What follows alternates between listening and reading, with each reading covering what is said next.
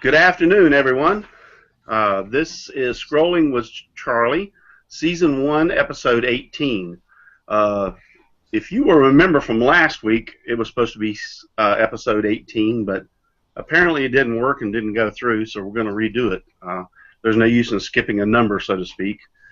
And if you'll notice, Charles is not here tonight. He's still not feeling well. Charles has anxiety, panic attacks, and he had a very big one today, which has left him kind of if you've ever had one, you'll know what I'm talking about, especially a large panic attack. They're very devastating. This is Scrolling with Charlie. I get somebody's got episode 18. If you will remember, need everybody mute themselves, please, if they haven't done it already. So, anyway, if you've ever had one of those panic attacks, it is very devastating. I have medication for mine that I've been on for years, and my heart goes out to him because I know how bad he's probably feeling right now. He wanted to be here. He really did. I talked to him this morning around 8:30 this morning, and I didn't talk to him until later on late this afternoon, and I was really kind of worried about that I hadn't heard from him. So, but I did hear from him, and he sends his best. He wishes he could be here, but it's just not. He's just not capable. So you got me. I mean, what more could you want? So here I am, and we're going to discuss tonight a few topics: is joints on the scroll saw videos, and also some dust collection. I've got one thing in particular I'm going to show for dust collection, and the rest of the people on my panel, if they want to chime in on what they use. First off, let's go ahead and if you don't know, I'm Russ Clarity, normally the co-host. I'm hosting it tonight. I've been scrolling for over 35 years, around 35 years, and I've been woodworking all my life. You can reach me on simplywoodencreations.com, on Facebook as Simply Wooden Creations, and also I'm trying to do some YouTube videos. I've got like 5 or 6 of them out. You can reach me on Simply Wooden Creations on YouTube also. So next on the panel, we're going to introduce John's. So if you want to unmute yourself and tell us a little bit about you. I'm John Schaffner from Central New York, Canastota to be more precise. But like Russ, I've been scrolling for 30 plus years and been woodworking forever, ever since high school. Don't have any YouTube videos or anything like that as yet. Hopefully I can get some of those up here in not too distant future. You can reach me on my Facebook page under my name, John Schaffner, spelled just like it sounds. Other than that, we're good. All right, that's great, John. Glad to have you on tonight. I'm going to go next to Mark Stallings. He was on last week, and he was prepared because he has made a YouTube video, prepared to talk about his YouTube video, and unfortunately it fell through. So guess what? You get to do it again. You get to do it tonight. So go ahead and talk about yourself. I'm good at that. My name is Mark Stallings. I can be found on Facebook under Mark Stallings. I also have a page on Facebook. It's Spiritual Splinters Woodshop. My YouTube channel is Spiritual Splinters Woodshop.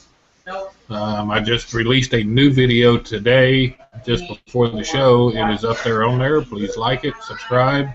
It's not exactly the best filming, but it is woodworking this time, not strictly scrolling. But I did use the scroll saw in it, so.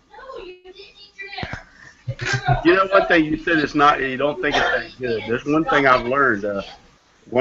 It's not as easy as what people think it is out to be, and do what you got to do. Just put it out there. I mean, it's not like we're not trying to be stars here. Well, using the angles on the scroll saw is one thing, but when I've got to figure out how to do it to my work table, I've got to get it over to the table saw, the drill press, whatever tool you're using to get that angle. I don't use that many angles when I'm using my miter saws, I agree with you. And next, I want to introduce my co-host for the night, Mark Sherman. He's held with me through the daytime show today. I really appreciate that, and he stepped up to the plate, and he's going to be here tonight for me. He was also my co-host when we worked real great last week, but the night show flubbed. So introduce yourself and talk about yourself for a second. It wasn't your fault last week. It wasn't your fault at all. And that is John Shafter, minus all of his hair. So that is, I got proof. I got side by side before and after. Yeah, my name's Mark Sherman from Bellevue, Nebraska. I've been scrolling since the early 90s. I got an Excalibur 30-inch that I truly adore. I don't have YouTube, but I do have Facebook. You can find me on Mark Sherman or Sherman Scrollworks, just as my overlay shows on the video here. So, don't have any YouTube videos to post, but hopefully I will in the future soon. Yeah, that's one thing we got to work on. Charles and I got to work on you and John over there. Neither one of y'all. And what everybody's talking about. If you haven't seen John, we're gonna have to pick on you for a second, buddy. If you haven't noticed, John got his ears lowered, so to speak. He's got a haircut and his beard off, and he's sporting a new do. And go ahead, Mark. I know you're dying. I know you're dying. Spin around.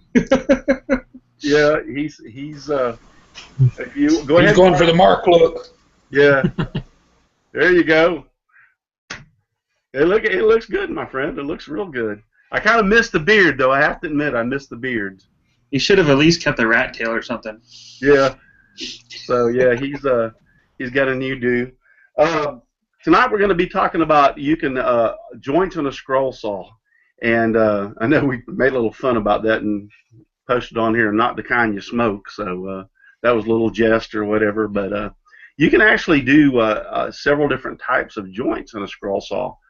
You can do dovetails, and Charles actually has sent me a video of one that he was going to actually show tonight, so I'm going to show it for him, of him actually doing some dovetails on his scroll saw. And I'm not going to play, I'll have to walk you through it and talk you through it, but I'm pretty sure I can do that for him. But dovetails are very capable of being done on a scroll saw, and also box joints. I did this last week for the show that didn't get to show up, but yeah, I cut these box joints on my scroll saw. Now I realize I just sit down and drew these really rough and cut them really fast just to be able to show. But if you take your time, you can create the pattern, you can post it on the wood, and you can create some very nice and tight-fitting joints on a scroll saw. Pretty well, I think the sky's the limit as to what you want to create, how much your ability is and what you want to do. So with that being said, let me see if I can screen share this. And by the way, I hope I'm presenting myself. The whole time today we were laughing at me and Mark that the whole time I was talking it was him that was on there and not me.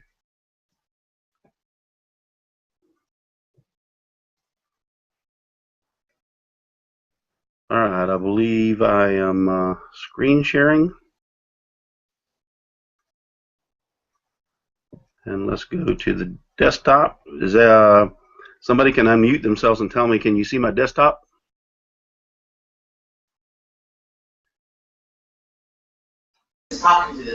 Yeah, we see your desktop. Okay. Here's the video that Charles did. About cutting dovetails. What he's doing is he's setting at this point the depth on the ends of the board as to the thickness of the wood that he's going to be using before he starts to cut the dovetails. Now what he's done is gone in and drawn out the dovetails he's want. He's just taken a pen, or a pencil I should say, and highlighting where he wants to cut out. I think he's told me he was using cedar, and he's going to be using a number 3 spiral blade. Now what he's got to do is set the angle at this point to be able to cut into the dovetails. Usually this is around 22 degrees, give or take.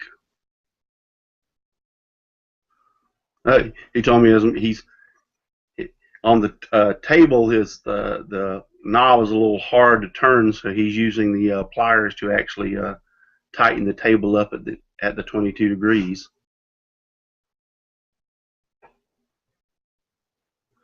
But he's getting the marks lined up and getting the table set at 22 degrees so he can cut this. And now he's going to go through the process of cutting it.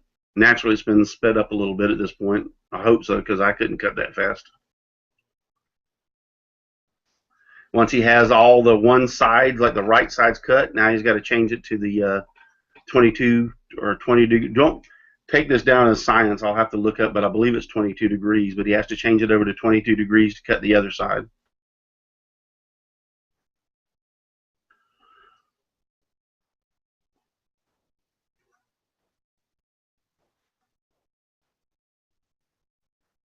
And you have to remember, he's using a spiral blade. That's all that Charles uses. So sometimes that's kind of like a little difficult. If you notice, he's going through and cutting only up to the line on each side from left to right, as you can see it. The reason being is because that is tilted, so therefore now he has to come back and cut the rest of that out in order to make the angles in the dovetail.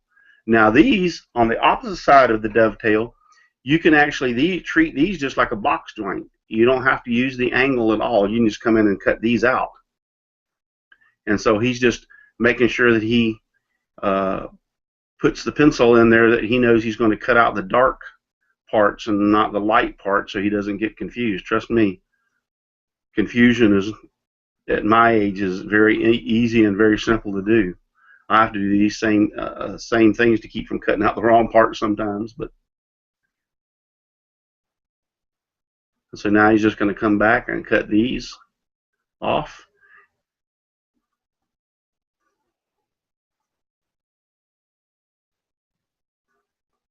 He's going to go back and straighten up a little bit that he sees a little bit off.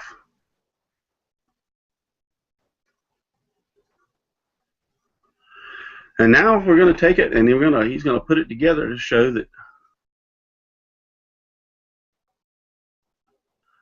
Now he's got a little overage over there on the outside. There's nothing that can't be sanded off. And yeah, it's a spiral blade that he's using, so there's a few gaps. But actually, if you noticed when he was doing that, let's go back and stop the screen sharing so I can come back on.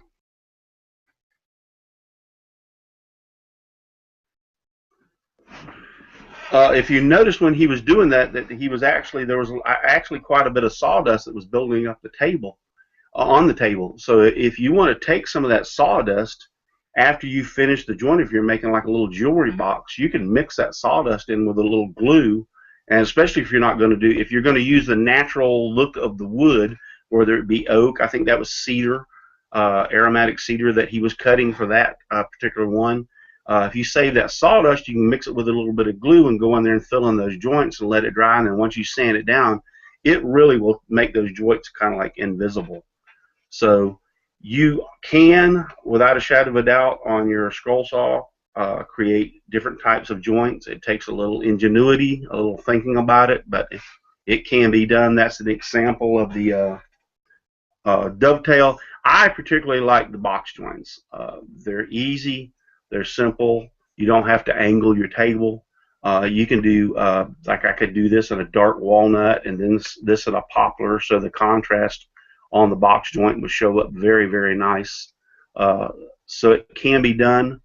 I use this little piece. I need a little piece of wood, and I cut it off before the show because I didn't realize we were going to be talking about the joints again. So that's the reason that little piece is missing over there. But it adds to the project. It adds, especially if you do different types of wood. Like I said, if you do like a walnut and a poplar or a light and a dark wood, they show up very, very nicely. Dovetails are pretty, and if you want to spend the extra time to cut them, go ahead and go for it. But I like the box joint. So do we have any? I haven't got the Q&A open. Do we have any questions coming in so far on the Q&A? Mark, you can matter of fact, you can keep yourself unmuted so you can talk to me. So Alrighty. A lot of it just comments really right now, so they're no questions. They're feeling talking about Charlie's panic attacks and hoping he feels better. So we're all hoping that he recovers from this fast. So go ahead and read off a couple of them if you don't mind. Let's see. Gary Griffiths says, I have suffered from panic attacks and now have anxieties. My thoughts are with Charles. Hope he gets well. That's good. Yeah, we all worry. I worry about him, especially he's like my best friend. So. From Bob Rawson, he says, please pass on best wishes to Charles and hope he feels better real soon. Brad Cool. Matthews, sorry to hear about Charles having had anxiety problems for the most of my life. I feel your pain. So, yep. Yep. So we're hoping and wishing he gets better. I'm looking. August got a chance to scan while you're reading those over on YouTube, and I don't see any questions coming on YouTube. But if anybody has any questions, be sure, even after the live broadcast is stopped and you're watching this tomorrow, the next day, and the comments are questions, post your questions there because Charles does come through and read those, and he will respond. If not, I will come through and I'll respond also to any questions that you have on tonight's broadcast on YouTube. So the video's up there. You can watch it a month from now or 2 months from now and still make a comment on that. So I guess if nobody has any really questions on that part, we'll jump on to Scroll Saw videos. And I know that John and Mark Sherman have not yet produced one, but I know that Mark Stallings actually has produced a couple of videos. So are you prepared to highlight one of your videos? You can highlight one of them tonight and show it on air, and then we'll talk a little bit about doing videos. Yeah, I can screen share one of them. All right, go ahead. Give me just a second here. No problem. We would like to also encourage, and we'll talk about this a little bit more after Mark gets through showing his video, encourage those that you don't think you have the capabilities or can't do it. You can do the video.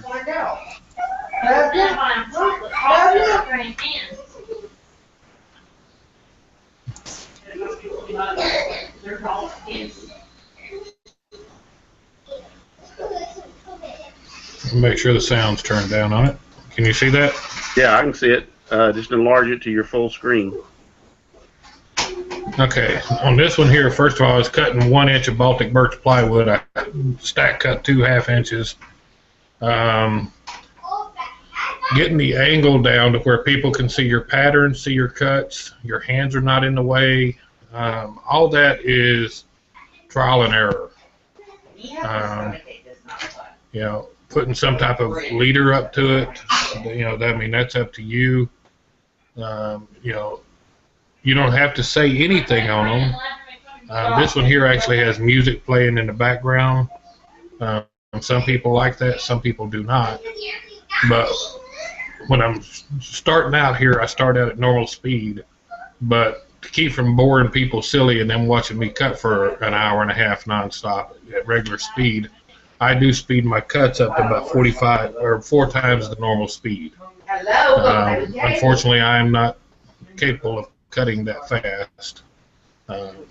You know, but make sure your lighting is, you know, proper where people can see it, the angle, and if you don't want to talk during the video, like I said, that's fine. But I do recommend explaining, you know, what you're doing. In this one here, before the music started, I started cutting. I did explain I was stack cutting, how I applied the pattern here, and at the end I explained how I took the pattern off, you know, how I was able to remove it. You know, so you know, it's a couple. Sorry about the background noise there. I had a grandkid get in trouble, so you know. But explain to people what you're doing, because like Russ said in the midday show, I might be doing something that Russ will look at and say, "Hey, why didn't I think of that? Try it, and it'd be better," or vice versa. You know, you might find something new. So But I'm not going to make you watch the whole cutout. If you want to do that, you can watch the whole thing on the YouTube channel. That's very good, Mark.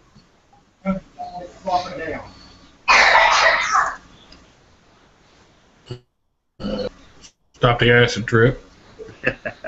You know, but like I said, you know, to me it's you know, getting the angles right, your lighting. My camera, the one that I use, I can actually flip the screen all the way around to where I can see what I'm filming. And so I get it set, then I look at it and see, all right, can I see what I want to see? And then I'm able, you know, if I'm seeing what I want to show, then I'm able to get that one out. Now, the video I released this afternoon, it was woodworking. It wasn't all on one tool. Getting the angles right, I screwed up big time. Showing even my work table where I was assembling, you know, but you know, just play with your angles, play with the lighting, make sure you know that you don't have a bright light coming to the screen, because that's really going to take away from it. Try to put the brighter lights behind the camera. It was sunny enough here today that I had the garage door open and had the sun behind it, and you was able to see, you know, fairly well what I was doing, except for the camera angles weren't exactly right. So I appreciate that. That was a good job there, Mark. I think that's about the hardest part that that I faced when I was trying to do my couple of videos, is making sure my camera's fortunately enough, I'll just show one of them, have the capability of having the screen where you can flip it around and you can actually see what is inside, what is in the viewfinder, what you were filming. But the thing about that is, that's great, but you realize how small the screen is, and when you get to my age, my eyes aren't all that good, so it's really hard to see what you're keeping into focus. It managed because of this being there, but it's really hard to center and hard to keep it focused on what you're really wanting to video. I know we talked about this during the day show. I think it's worth going over again. I would like to, and Charles also feels the same way I do, encourage those who have not tried to do YouTube videos. It doesn't cost a lot of money. Matter of fact, Mark and I mentioned today, a lot of your new phones, your iPhone 6, even your older iPhones, your Samsung Galaxy, there's other phones on the market, they do an extraordinary good quality video right off the phone. Some of these videos that I've watched on YouTube, when I later found out that they were actually filmed on the person's phone, I was like, wow, I would have never in a million years imagined that being filmed off a phone. And they have a lot of good quality and a lot of good audio even on there. The one thing I think Mark was talking about, Mark Sherman, co-host, didn't you say something about you don't have to talk the whole time? You said something. Yeah, a lot of people don't know what to say while they're cutting, but you know, after the video's done, you know, just do your voiceovers and later on maybe write your script, or at least talk about, you know, what you were thinking or whatever. You know, that's probably the best way, instead of trying to give a bunch of dead space or dead air, you know, on your video. So yeah, I think that's very important also when you're talking about doing that, as far as especially if you're doing like a video where your saw's running, your dust collection system is running and everything, when you're probably not going to hear a word you were going to say to begin with.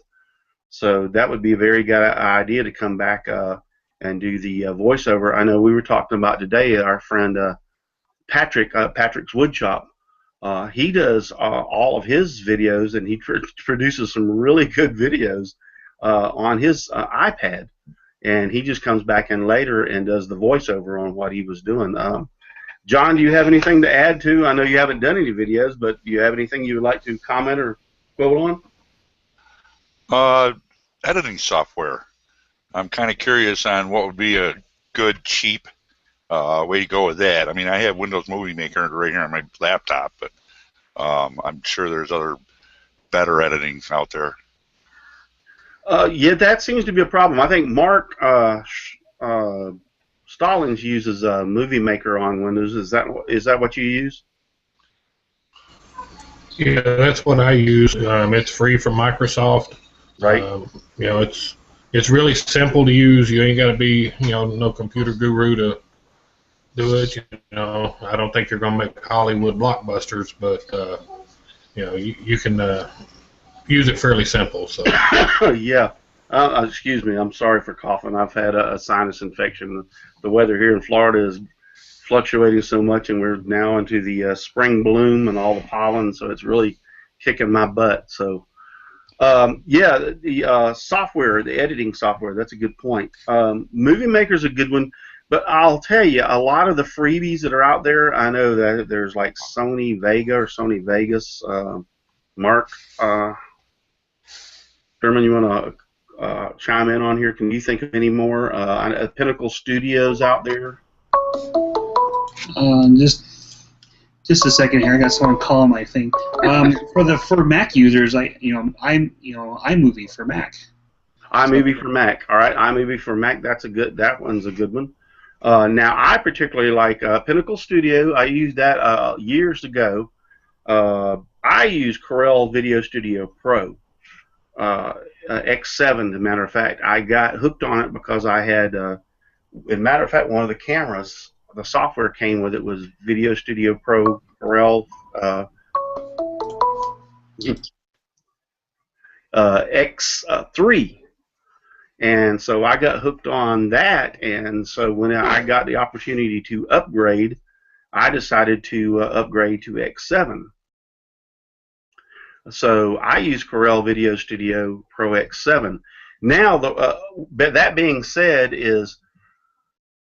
there's a lot of other free softwares out there. If you happen to buy a camera, it might come with the software. But personally, I think if you want to do some more quality videos, if you want to get into the more editing skills, you're going to end up having to pay for the software. I mean, that's just a fact of life. That's the difference between Inkscape and Corel Draw. So you're just going to have to pay for the software. And when you do pay for it, you do get like we said today, the bells and whistles that do come along with the software. So I'm going to look over here in the Q&A section. One point, if you Bob Rawson says, one point, if you speed the video up, you wouldn't have to do a voiceover because the recorded audio voice would be too fast. Yeah, we acknowledge that you can speed the video up and you won't hear it, but even if you do speed the video up, you will still hear Mickey and Minnie Mouse talking on the video. So you have to totally delete the audio off of that video, even though you speed it up. Otherwise, it sounds like making all kind of weird noises and stuff. So chipmunks. It sounds like chipmunks. So yeah, even though you're speeding it up, you're still going to have to do something with the volume, even for the talkover. Mute the volume on the original video, and then bring in your volume or your voiceover on top of that. That's not that hard to do. Let's see, Russ Meadows, what's the purpose of doing the videos? The purpose of doing the videos is to show your creativity. Not everybody does the same thing the same way. I put my patterns on a particular way. John, Mark and Mark show, they put their patterns on us in a particular way. We all do different things in a different way. By bringing your creativity onto the video, you might do something. I've been in this for a long time, and I still learn things off of YouTube on a daily basis. You might just happen to be the person that brings something up. I'll look at that and say, you know what? For 25 years, I've been doing it the other way, and that was a whole heck of a lot simpler. So, and it brings out your personality, too, onto the video. It's not for everyone. I'm not going to say that everybody has to jump out on the bandwagon and do this. Heck, I'm 56 years old, and I've only created my 5th YouTube video. So it's not for everyone to do it. It's not. If it's not your cup of tea, I understand. But we would like to take the time to encourage those who are sitting back and thinking, you know, I really want to do this. I did this myself. I really want to do this. I really want to try this. It's a matter of just not only saying that, but getting out and doing it and actually putting it out out there on the forefront, putting yourself out there. it's a lot of fun in a lot of ways. So, in all sincerity. Mark, you want to read off? Do you have any questions that you can read off over there? Well, going back to the first subject as far as like doing the joints. Let's see, Jeffrey Super commented, says, great video for Charles' video. Says, I've seen others where a guy built a two-sided angle block so he didn't have to tilt the table or tip the table. So I guess it was a little hard to understand. This is much more straightforward, which it is, and I probably saw the same video he was talking about. I believe this guy from Australia. I do have his link somewhere in my subscriptions for YouTube, but this is a type of angle tilt table he was talking about for doing the dovetail joints. So this is just a little jig. I guess you don't need anything too much bigger than this because usually scroll shop projects or boxes are relatively small, like size of jewelry boxes or whatever. So, but this is the type of device he was talking about, and I can't remember what the exact dimension is or whatever, or the angle for these blocks, but I believe he does have it on his video. So if you give me a second, I'll kind of look up the guy's YouTube name. And yeah, I've seen the exact same YouTube video that you saw when he did that and used that little but yeah, if you get an opportunity where you can find it, we'll post it or tell people how we can put it in the comment section afterwards. Oh, there it is. It's Adrian Ardell. So yeah, we'll put his link to there. He built a really nice inlay box. It says wooden box with dovetail joints and double inlay. So his YouTube name is ADRIANIREDALE. So Adrian Ardell. So. All right, we'll see about trying to get that into the comment section. Yeah. That's a very good point that you could do that without having to I did see that video, and I was very impressed with that little jig that he made up. So it's been a long time. That's been out for quite a few years, though. Any more questions that you've got over there? Let's see. Oh, question from Rick Hutchinson. So this is for Mark Stallings. See, probably more maybe a suggestion. Well, Mark's not even on right now, so just to make sure, I was like, right, he's wasting a lot of wood with his Jesus pattern that he did with his fish. So, just a suggestion, maybe to move his pattern off to the side of the wood a little bit, so he's not wasting as much wood. Yeah. Well, we don't. Mark's not here, so we can't ask him that. But I do understand what you're saying. Yeah, instead of putting it in the center of the wood, you could move it off to the left or off to the right. But I do want to make or something. Yeah. One comment is I noticed he was stacked. He's back now. Did you hear that? Stop talking bad about him. Yeah. Did you hear that question? John or Mark, did you hear that about your size of your wood you use and the position of your pattern? No, I got my computer overheated and shut itself down, so I had to reboot. Must be a PC, not a Mac. Yeah, it was just a comment from Rick Hutchinson as far as using a big piece of wood instead of something smaller and placing your pattern off to the side instead of wasting so much wood when you cut. So I don't know if it's a personal preference or this is the way it was. Well, that was free wood, and in that free wood it had holes in it that they had drilled, and so to make sure that show up in my finished product, I had to kind of waste a lot of wood. But at the same time, I saved money anyway, so I was able to work around the pre-drilled holes. Can't beat that with the stick, right? So nothing wrong with free. So there actually was a method to your madness, Mark. So I understand that. Yeah, if you were dealing with holes and stuff, even though you got a piece that's 12 inches by 12 inches, there's holes around 4 inches of the perimeter. Then you've got to deal with what's in the middle, so I can totally understand what you're saying. So yeah. This comment is from Chase from CN Woodwork. He says he uses a Sony Vegas Platinum 12. I'm not sure if that's the software or the video recording device. Is that the software? That's the Sony Vegas Platinum 12 is what I was referring to earlier when I said something about Sony Vega or Sony. Yes, yeah. I've heard a lot of good reviews about that software for doing editing videos. From my understanding, it and Corel are supposed to be kind of like top of the line, or I won't say perfect or top of the line, but they're supposed to be up there in comparison with each other. So I have never used the Vegas Platinum, but I have read a lot of good things about that, and it's a little pricey itself. So sometimes when you buy some of your cameras, they also come with the video editing software in them, and it's a matter of being able to access and use that. I was fortunate enough in mine to come with a Corel, like I said before, Corel X3 years ago, and that's kind of like what got me started using Corel. I really like it. Can we have anything more questions along that video line? I'll go over real quick. Are you, Mark? I know you muted yourself. You have anything to say? No, there was no more extra comments or questions. Okay.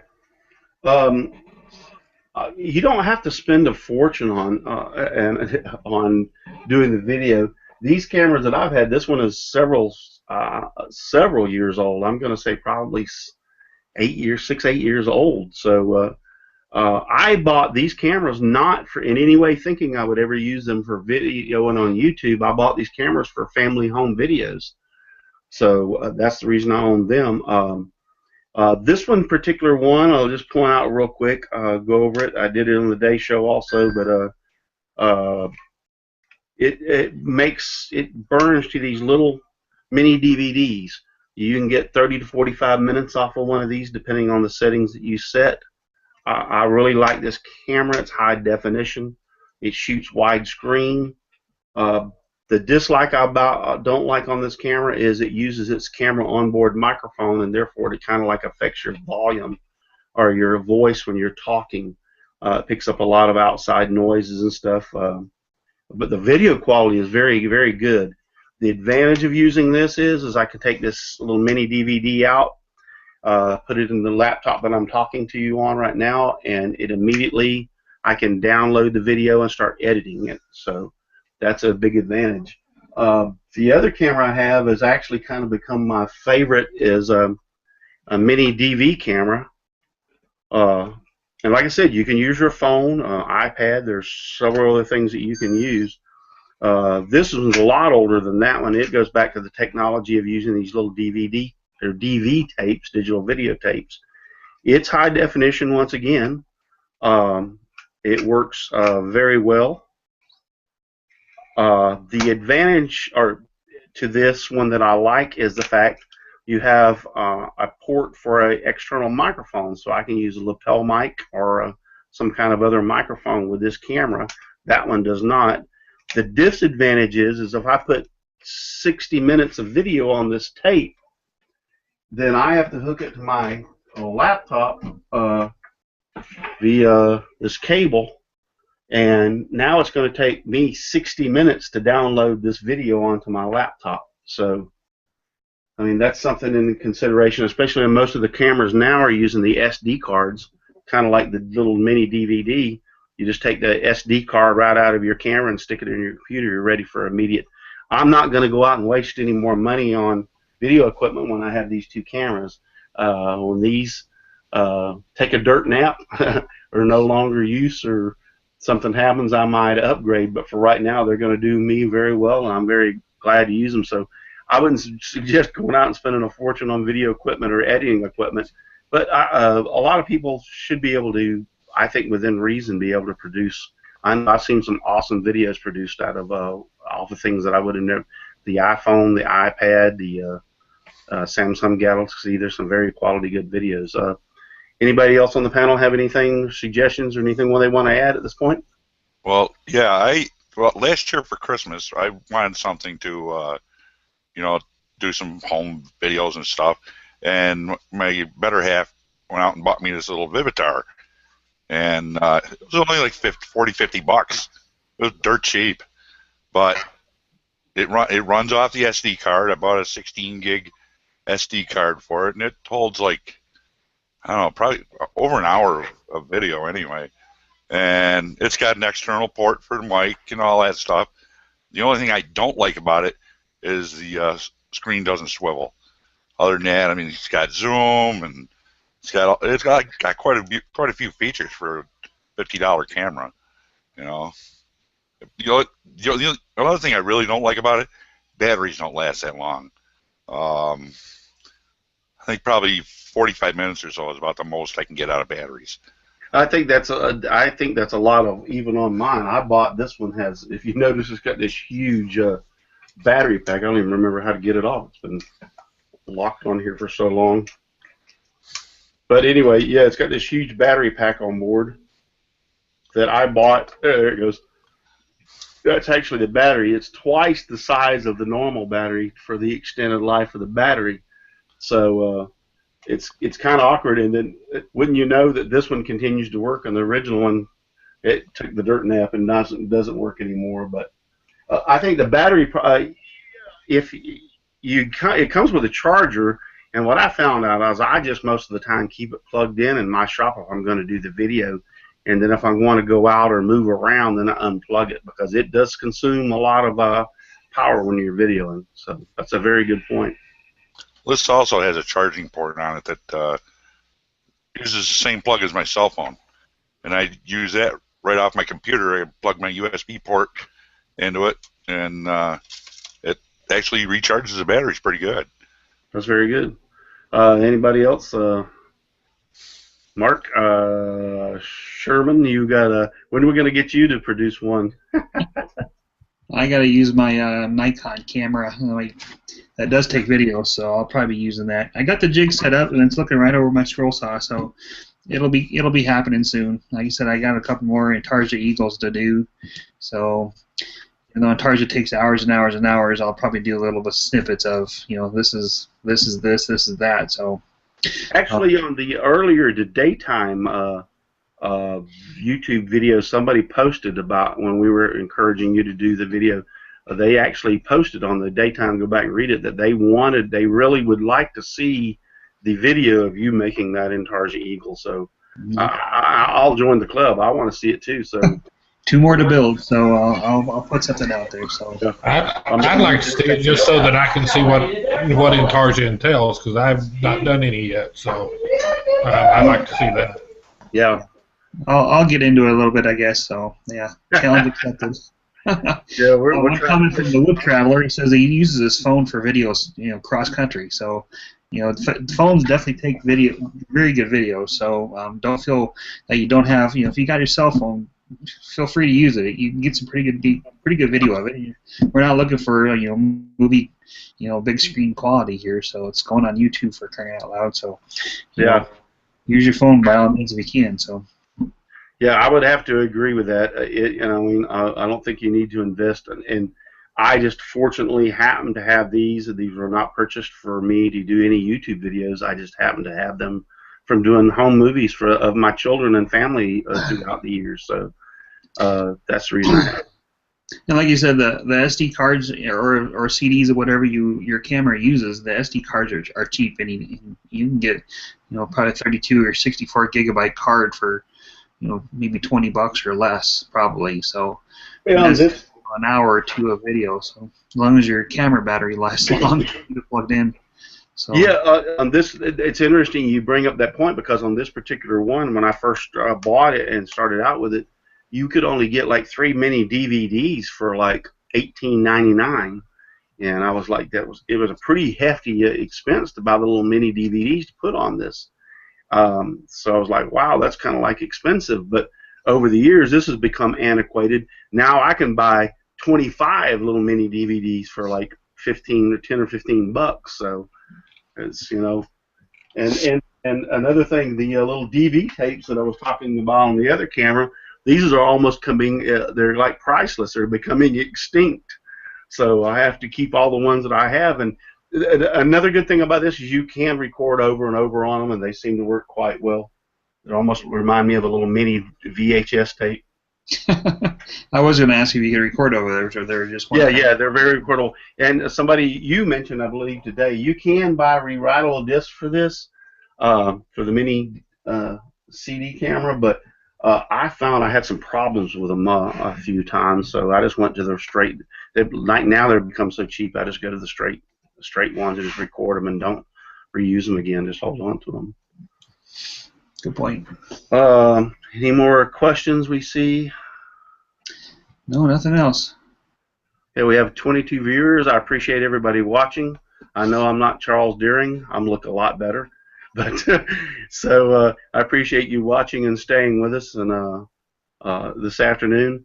I guess we'll go into the next topic, and that's dust collection. I'll very briefly talk about this topic. I know a lot of people use different types of dust collection in their shop, and I think one of the cheapest and easiest ones that everybody can use or in their shop and actually have the ability to make is the box fan.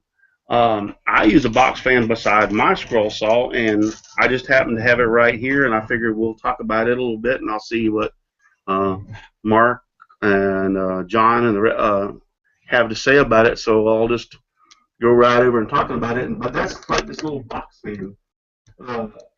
I use this as a very integral part of my dust collection. It sits on the side of my table, and I have another fan that blows toward it. So if you turn it around, and you'll see it's working. It's got quite a bit of dust on it already. You can flip the filter over. Mine seems to collect more dust on the bottom of the filter. So I just kind of like use all four sides until it starts getting a little dirty, and then change it out. I just use plain old masking tape. Can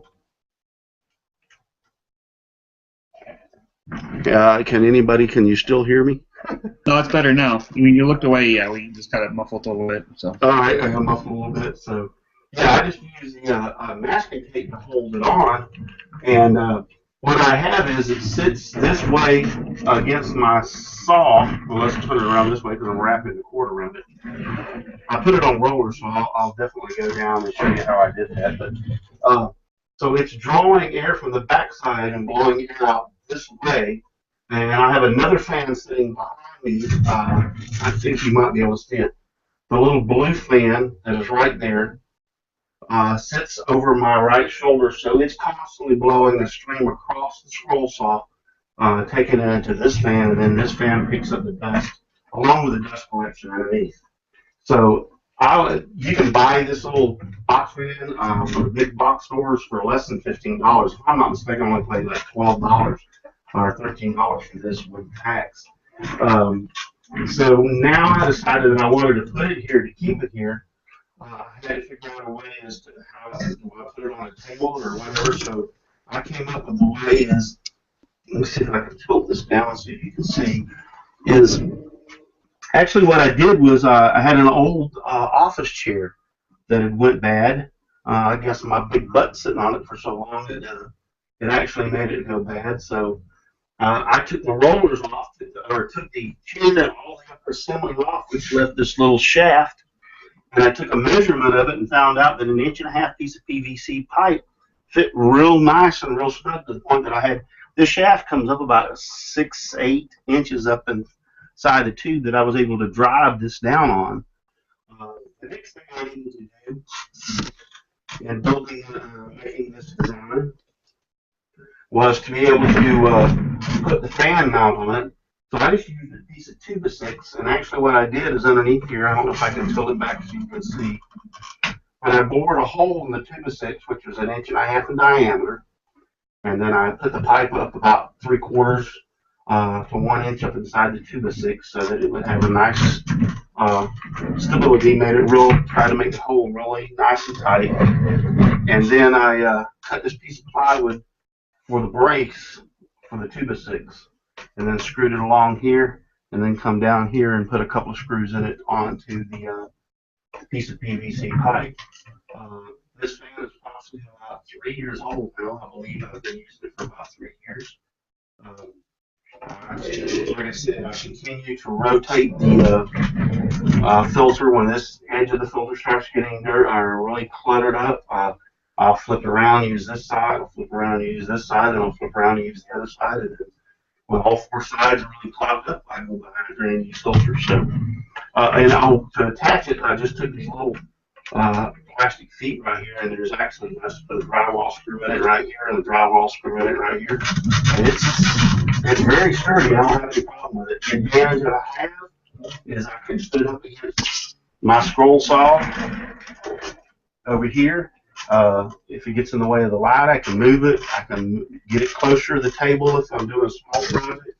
I get further away from the table. I'm doing a larger project, so when you're talking about dust collection, that's just one of the things that I would point out that you can do that's very inexpensive, and let me tell you, it's very efficient. I can lay stuff out here on the other side of that fan, and with that little fan blowing across to it, I'm trying to get my laptop adjusted, but with that other fan there, I virtually have no dust in the rest of the shop. My wife has come out here and even made comments to the point that my shop sometimes is a lot less. There's a lot less dust in my shop than in the house. So it is very, very efficient for a very minute amount of money.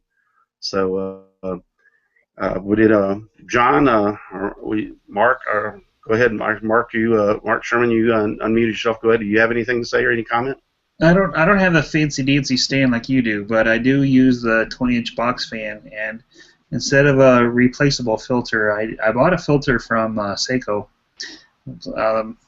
Guys that distribute the Excalibur saw, they have the 20-inch filter, but it's reusable. You can wash it, in your drain, or in your sink. So just spray it down, clear out the sawdust out of it, and they have like a spray that you can spray on it after it's all cleaned and dried off, and that'll help collect the dust a little bit easier with that spray. So it looks like I don't know if you're familiar with the fast food industry, like the typical grease filters you see up above a grease vat or whatever, for doing your fries.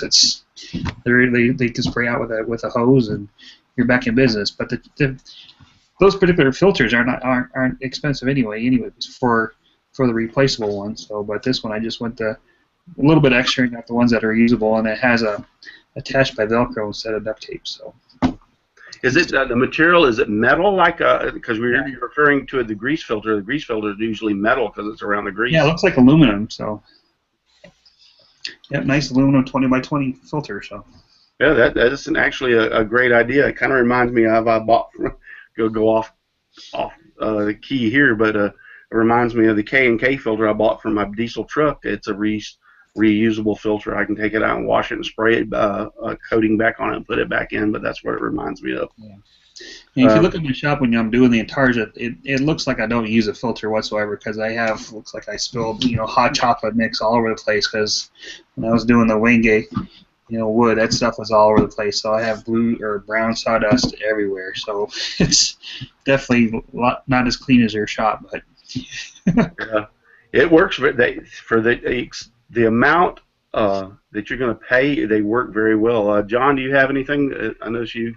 Well, right now I don't use anything. The floor basically, but with my health issues building up on me, I'm definitely going to have to do something. And ever since you first showed your little box fan thing idea, I'm going to lean towards that because it seems very inexpensive and very efficient. I will point out one thing. Take the extra couple of bucks. I know that even if the fan's only like $10 or $12, but spend a little bit more and buy the better filter. The quality of the filter, it does make a difference. I tried the cheaper filters, and I did notice that I was getting some dust in the other areas of my shop, and I upgraded from like a $6 or $8 filter to like a $15 filter, and I did notice a big difference in how much less dust there was in the shop. And another thing is, unless you're using your scroll saw, 10 or 12 hours a day, 7 days a week, these filters last me. I get a month's work. If I rotate it around on all four sides, and I'm using my saw, I'd probably say I'm out here cutting on it 6 to 8 hours, 3-4 times a week. I'm not on it every day, but I will get a good month or so, sometimes more than that, out of the filters. But there is a difference in the quality of the filter. Spend a little extra couple of bucks and buy a little bit better filter. Will do. Like I say, I don't want my health to get worse, but I still want to be able to get out there. Yeah. So. Now myself for dust collection, I married a woman who's OCD, so I just invite her out to the shop every so often. She cleans it right up for me.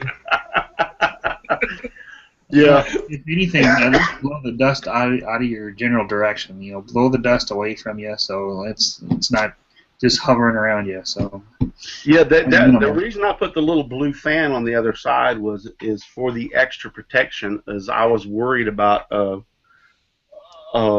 Just like you were talking about, is that that even though that fan worked great, that it was still there was going to be some dust lingering in front of my face because I'm leaning over the project when I'm cutting it. I got the big magnifying glass up there, so the little blue fan on the side was extra protection to ensure that anything that came up went into this fan over there on the other side. So that's the reason I did. Anything below, it gets sucked in by another tube that's underneath the table. So. Well, I guess we have any more comments. We have 22 viewers, and I appreciate you for staying around, taking the time to be with us tonight.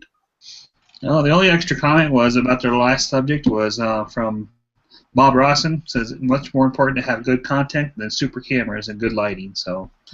You know. Yes, I would agree with that. Yeah, and that's the reason we're going back is through the creativity of the woodworker, the author, so to speak. I think that says a lot, and that's the reason we're trying to encourage people. I think you might be one of those shining stars.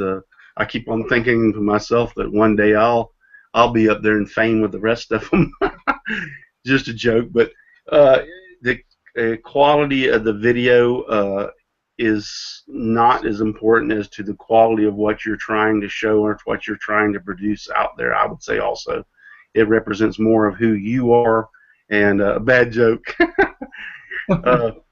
It represents more as to who you are and what you have to offer out there. And I think there's a lot of people that are still hidden jewels out there that have a lot to offer and things that show a lot of us that have done it for years that we would have never thought in a million years that, hey, I wished I'd have done that before. I know I'm kind of repeating myself, but I think I would like to encourage anyone, if you are thinking about it and can in any way, shape, or form, I would just like to say join us, join the bandwagon, get on YouTube, send me your name. Once you start, send me your name, and I will give you some spotlight or talk about you or say something about you.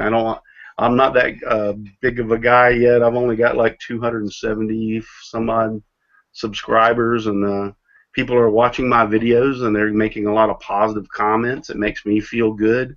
So join us. I mean, it's a lot of fun. And even if you're not into making videos, but you do watch them, promote the ones that are making the videos, and I guess recommend the videos to other people. There's nothing wrong with that. Promote their work and spread the word. I did have a comment from Jeffrey Super. He's asking me if I would recommend getting the metal filter over the other ones. So I guess I can't remember how much I spent on that metal filter. So maybe $20 or so, $25. But I haven't had to buy any others right now. So how long have you had it? Probably 6 months or so, maybe more. Well, then, if you spent $25, let's say $30 in 6 months, you beat me because I'm buying these at $15 probably once a month. So, yeah, that might be an investment I need to think about looking into. It's not bad. Yeah, check it out on the Seiko website. I did not know. You said the Seiko site? Yeah, Seiko. I'll put a link on the. I'll have a link to it on the chat. We'll do that because I did not know they existed. So. Oh yeah. See what I'm saying? You learn something new every day. Exactly. So I would like to find out what the micron amount of microns that it does remove compared to the amount of microns the one I'm using. Also, but I'm sure if Seiko is doing it with their Excalibur scroll saws, it's probably designed to remove most of the dust. Let's see if it has anything on their website here, if I can find something real fast. Well, guys, we went for an hour, so we're fixing to get ready to close out here. If anybody has any more questions, please post them now. Once again, I want to thank John Schaffner, Mark Stallings, and especially Mark Sherman for helping me out here tonight and being my co-host. We miss Charles Deering, he's like my buddy. I miss him, and I hope he gets better. Everybody say a little prayer for him tonight, hoping he gets better, and we'll see him back next week, all bright-eyed and bushy-tailed and ready to take over. We were joking about today. I said on the day show, and I said we're going to change it from scrolling with Charlie to scrolling with Russ, and I said, but that's not true because it's Charles' show, so he might put Mark Sherman in charge and kick my butt out. Mark Sherman might be the new co-host. Highly doubtful. Well, I appreciate you stepping up, though, at the last minute. I know it might put a little inconvenience on what you were doing today, but I do appreciate you doing that, and I appreciate you other two guys for being on here tonight. Once again, Charles, I hope you get to feeling better. I want to see you back on here next week. I don't want to have to do this by myself again. So other than that, I think we're going to close the show out. I appreciate all 22 viewers that we've had so far. God bless, and keep the blade on the line. Or close by.